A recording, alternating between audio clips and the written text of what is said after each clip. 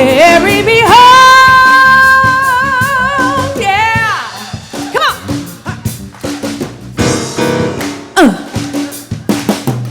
Oh, yeah. River runs free. Yeah, yeah. So thanks and praise and love assure me. Oh, oh, oh, oh, free. Oh, yeah. These ways of heaven, they lure me. Come on, girl, let it be free.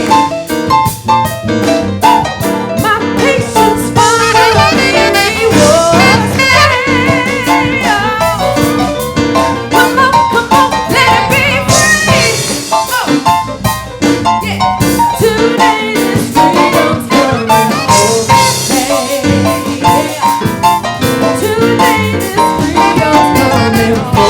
me. Today this freedom's coming for me. Today this freedom's coming for me. Hey!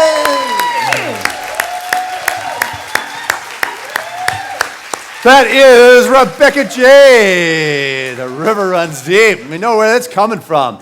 It is that river we want to come from for sure. Well, thank you. Hey, this morning's message is...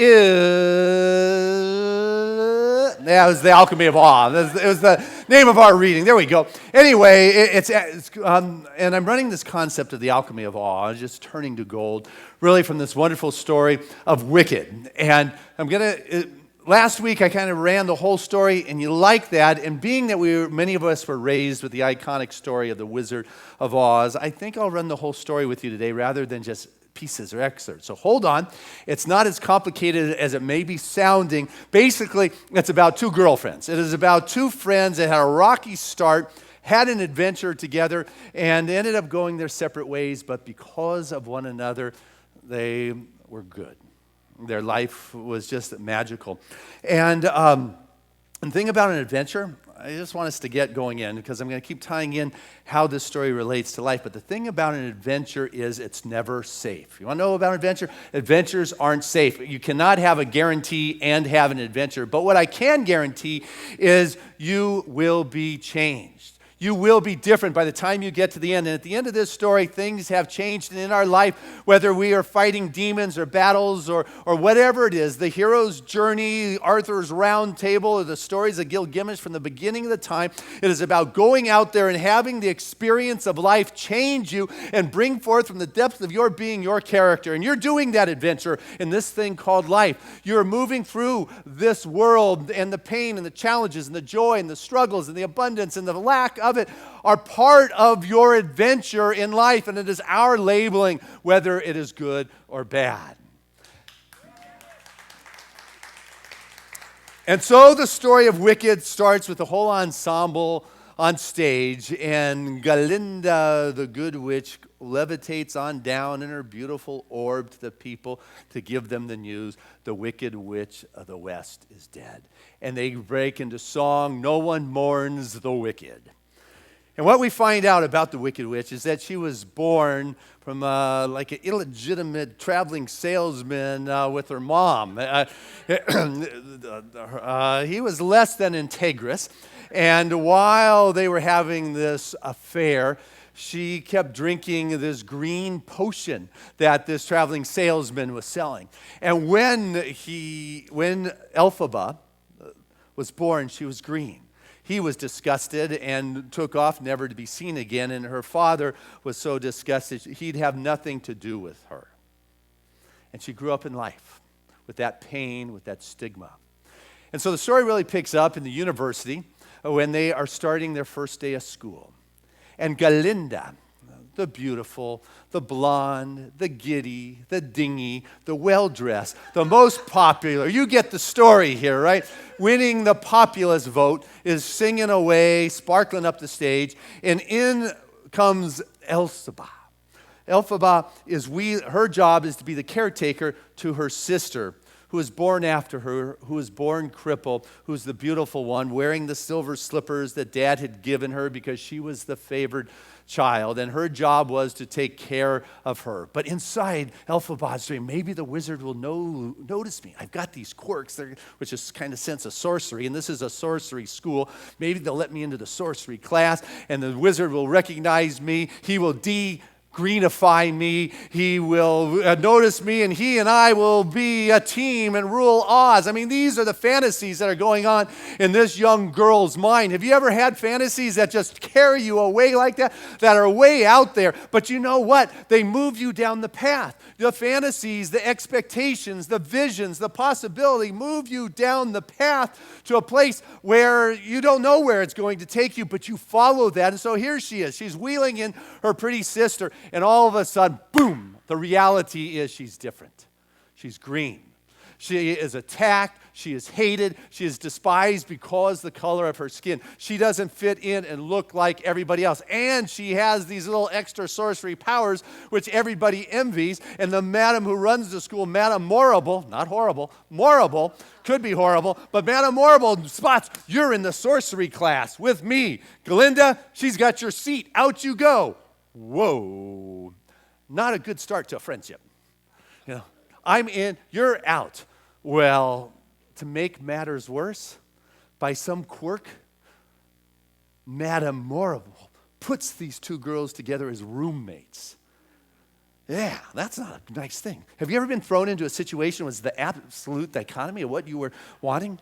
You looked at this and said, oh my God, how did this happen to me? This is not what I signed up for. This is not what I wanted. What am I going to do about this? It's like, ah! And so they look at each other and they say, what's this feeling? You know, I'm hot. I'm flush. My head's spinning. My head's swirling. What is it? And they both sing together, loathing. I loathe the way you look. It's your hair. I got a problem with your clothes. I got a problem with your face. I got a problem with your voice. And all of a sudden, this loathing energy, they're attacking one another. What a great way to start a friendship, right? But you know what? When you have that kind of nemesis stuff going on, there's actually maybe a little bond that is going on. If there is that much anger or hatred, there is still a deep connection. You know, neutrality, that's trouble. But when there is energy that is going on, and so the populace and the people and the munchkins and all the people, they're siding with Glinda. How could they do that? You're our martyr. She is so ugly. She is so horrible. You've got to do something. You've got to do like a trick or something on her. And so, not that we look to do these kind of things anymore. You know, like pranks. We're beyond that, I guess. Anyway, Glinda, this fashion statement of the world, has this horrendous-looking black pointed hat that they wouldn't wish upon anybody's enemy. I'm going to get it, the Ephaba. But in the meantime, while she's coming up with a scheme, there's this munchkin that just loves Glinda. You know, she's beautiful. And she gets it and wants him, and it's kind of bugging her. Get rid of, you know what? I'm going to have you, because there's this great the Oz Dust Ball coming up. You know, would you do me a favor? Balk is his name. Would you go talk to Ephaba's sister, Nessa Rose, who's in the wheelchair, and do me a favor and invite her to the ball? And just wanting to please her, he goes off to do that. Glinda takes the hat back to the room and has the conversation, basically, that, you know, I know about fashion. There's this ball coming up. And I want to do you a favor. You know, I want you to look just right. And you just would be perfect in this pointy black hat with this big baggy rim around it. If you would wear that to the ball, you would make such a statement you can't even begin to understand what that is.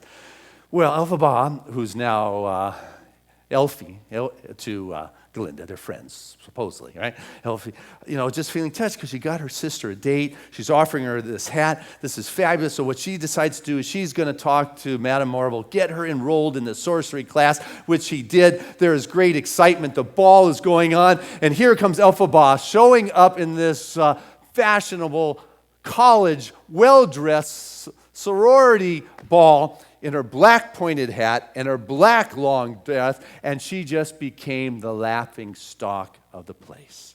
They were pointing fingers. I can't believe it. You know, the talk and the gossip and the finger pointing. Oh, what a joke. Good job. Way to go, Galinda. Way to go. Yes. What would you do? How would you feel? Would you bury your head in shame because you've been set up? That everybody, you're the brunt of their joke? Hephzibah, what she did, she went out onto the dance floor by herself and danced with who she was, dignified, self-respect, with a strength from within. And people just laughed at her. And now there's Galinda feeling horrible. Here is her roommate who got her into the class that she had wanted, that she had set up and has just made a fool of her. Now what would you do? What Galinda did. She went out onto the dance floor and danced with Elphaba. And there were the two, dissolving any of the prejudices, the bigotry. Here it is, people had this prejudice and set up in their mind who this girl is just because of the way she looked. There's a Russian proverb that says, you first judge a person by their clothes, but when they leave, you judge them by their heart. But I got to tell you what, people don't go beyond their pretense, their screen, their history, their modality, what they've been indoctrinated to meet somebody at a deeper level. Sometimes it takes that kind of shaking in one's world to knock you off your high pedestal, your preconceived historical, societal upbringings to realize that the heart and soul of that person is God, is that Christ expression, is a beautiful individual who has walked through this world holding this stigma and this pain that nobody has spent time long enough to look at. And it was in that moment that what cracked within Galinda to step out on this floor, and in that instant, boom, it's like they became instant friends. I'm so sorry. It's like, oh. And they began to share secrets. Galinda shared, there's this new prince that came into class. Man, I'm going to marry him. He doesn't even know it yet, but Fiyero, he's my true prince. And what Elphaba shared was a deep secret of pain that she had. That she felt guilty, that she was the reason her dad hated her, and that her sister was crippled, and her mom had died. Being that she was born green. When her mom was pregnant, they didn't want the next child to be green, so she drank this rose milk to keep her daughter from turning green, and it ended up prematurely giving birth, and the sister came out crippled, and her mother died. And here's a kid now that has walked through life with this burden. Is there any burden you're carrying from childhood that may have been misconstrued? I mean, she's not green. It wasn't her doing. And there was nothing wrong with being green. And yet she carried this stigma, and she carried the weight of the world, and she carried the family guilt, and she carried the burden of being pointed to and the guilt. Anywhere in your life you're carrying some stuff from your childhood that you don't need to be carrying anymore, that you have accepted a burden and a heaviness that is no longer yours, let it go. Let it go. It can be that simple. Next day in class, they're in Dr. Dilmad's class, who's a goat. See, in Munchkin land, the animals talk, people, munchkins. It was just, they honored nature. Everything was wonderful. But yet, Dr. Dilmad came in, and this goat teacher, all of a sudden, he's starting to lose his voice. And he said, there's something going on in Oz. I don't know what it is. You ever have that gut feeling there's something going on, but I don't know what it is? There's something going on in society here. There's a manipulation. I'm not sure what it was. And that day in class, he brought out this newfangled invention called a cage. And he showed the people this cage has just been invented, and inside this cage was this baby lion cub. And he said the key is that we're going to put the animals in here, and as they grow in the cage, they will not learn how to talk. They will be domesticated. And Elphaba said, this is horrible. The animals are one of us. Nature is one. This is terrible. And she cast a spell on the whole class. She and Fiyero took that cage. They ran out to the woods. They opened the cage, and they let that little baby cub go. Well, word got back to Madame Horrible that this talent or this skill or this sorcery that was available and said, hey, Elphaba, you've got to come meet the wizard. Wow. My dream come true.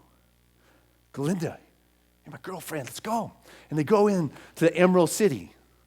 And they spend a day. There's a whole song about spending the day, seeing all the sights of Emerald City. It was wonderful, bonding between these two girls, best of friends. They get taken to the wizard. The wizard comes out from behind the curtain and says, Elphaba, I have heard about you. To prove that you have these talents, I want you to levitate this pet monkey of mine. And here's the book of Grimoire with the spells, and she opens it up. And there's this intuitive, innate understanding of this unheard language, and she casts this spell, and the wings pop out of this monkey. And the wizard says, come on, you can be one with me, you and me. You got to know your power. And with that, he pulls the curtain off a cage filled with monkeys, all popping wings, and she can see their pain and their hysteria. And she says, reverse the spell. I want to reverse the spell. And he says, you cannot reverse the spell. And then she gets it. She's been dubbed. She's been used. She realized it is Oz who has created the cage. It is Oz who is taking the gifts away from the animals and setting them up as the enemy in this world. See, that is part of the manipulation that can go on in that higher level is we've got to get people to hate the enemy, the terrorists. Put that energy there so they're not really paying attention as to what is going on.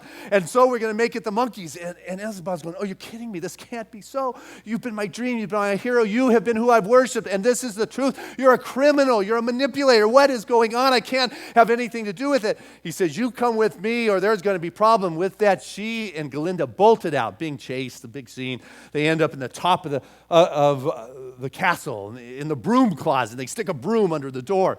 And they can hear Madame Mortimer saying, you got a choice. You're either with us or you're against us. Galinda decides, you know what? I'm going to be popular, wonderful, a model, rich, famous. Elphaba, I got to go. That's where the power lies.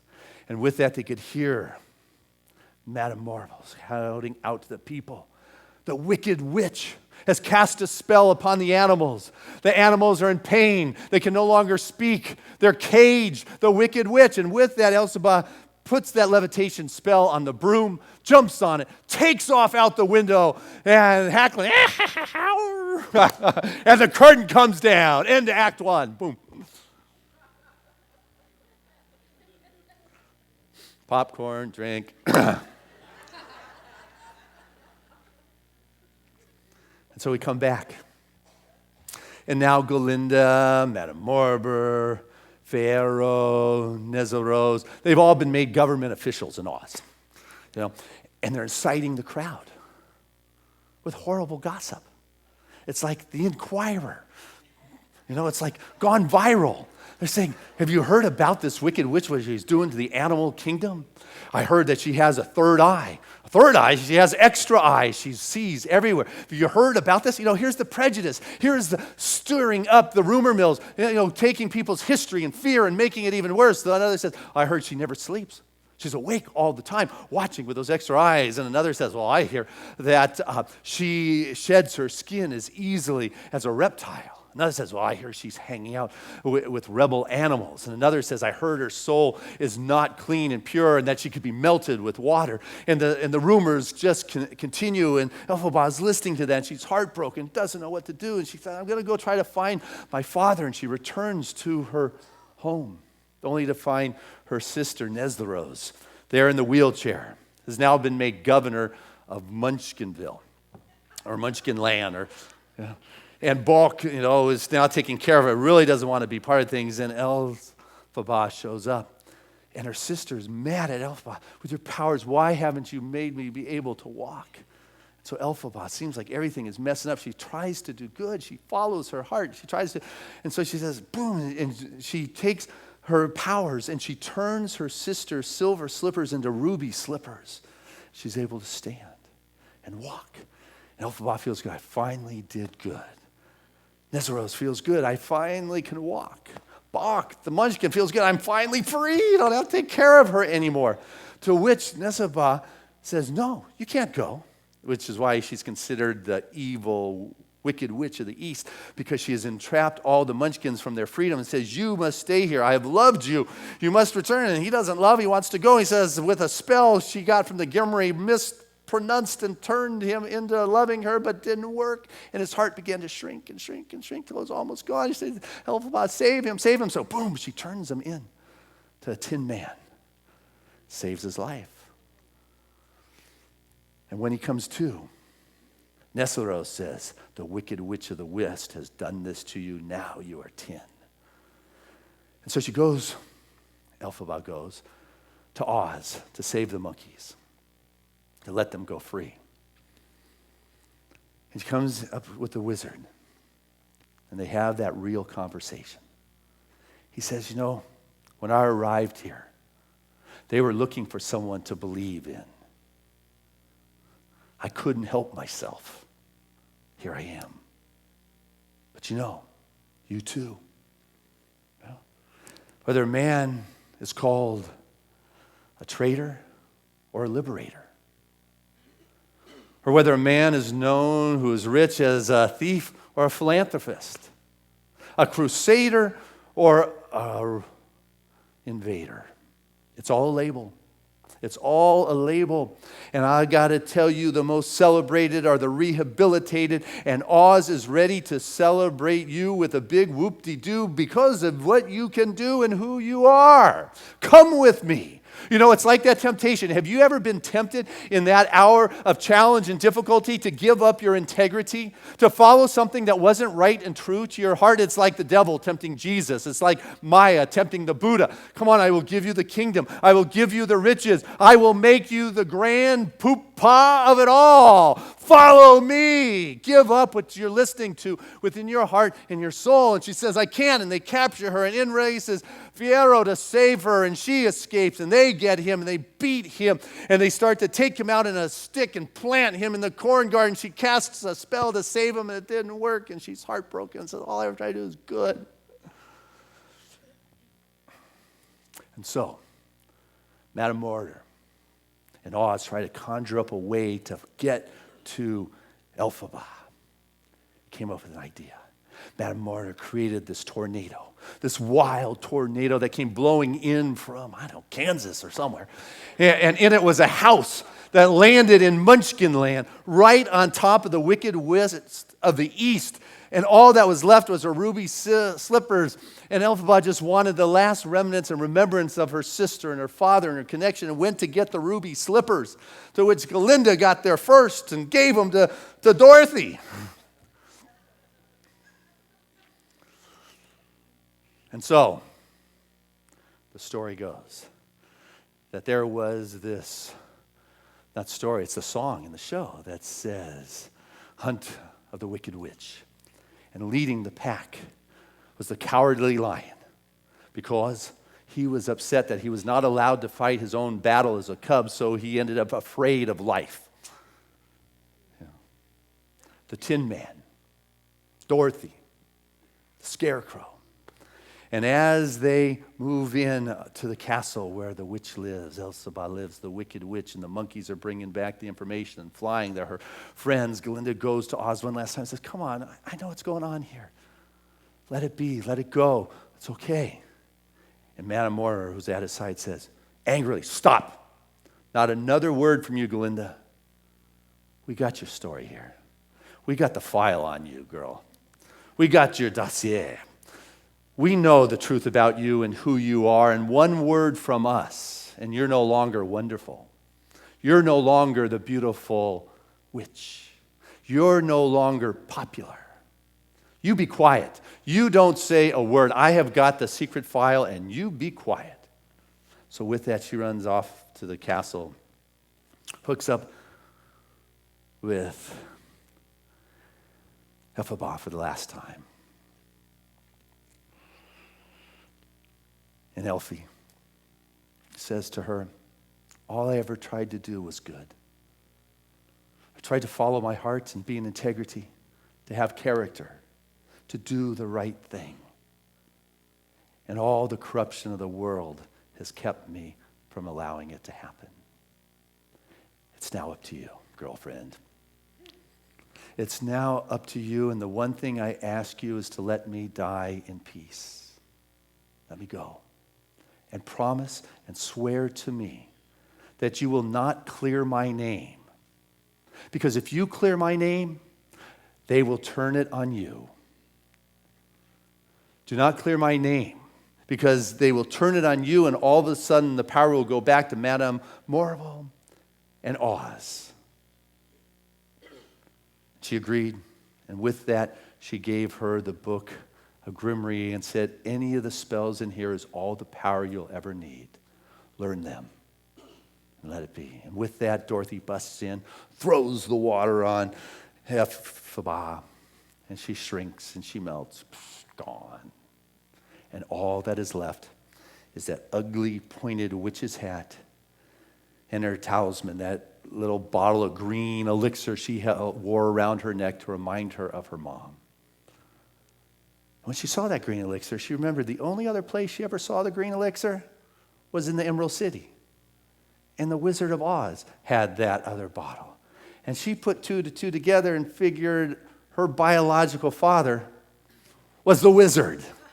And she now went to the wizard with her newfound power, forced him to fly out of town, and put Madame Horrible in the, jail, got rid of her somehow.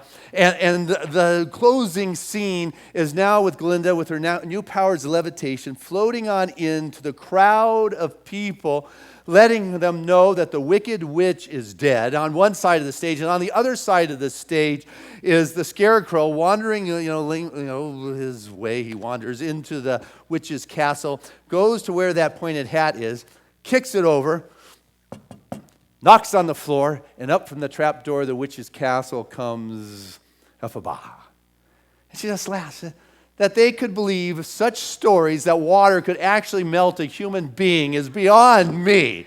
Why they could think of such a thing, but their fears have people do and behave and believe ridiculous kinds of things. That is the control of the mob. And he looks at the Scarecrow. Oh, that's what I did. Oh, man. And the Scarecrow. And they walk off to live happily ever after, never to return to Oz. And she starts to sing a song, which happens to be the same song that Glinda's singing over here on her own.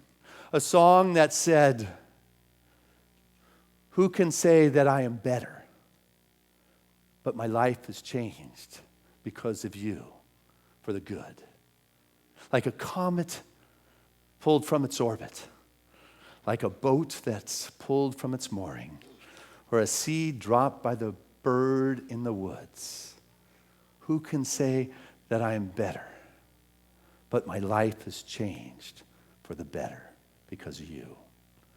The only thing I ask, like a handprint on my heart, is that you forgive me for the things that you blame me for. Who could say that my life is better? Because of you, my life has been changed for good. And with that, the last song of the crowd is singing, no one mourns the wicked. No one mourns the wicked. I have a song for you. Guys, and Rebecca, would you sing this song for us?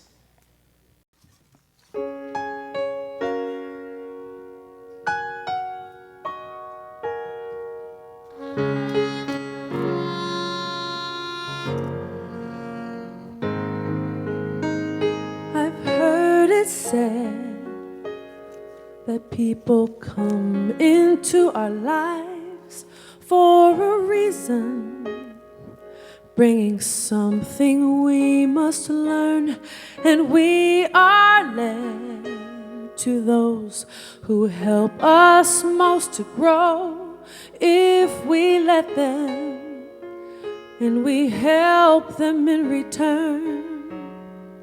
Well, I don't know if I believe that's true, but I know I'm who I am today because I knew you.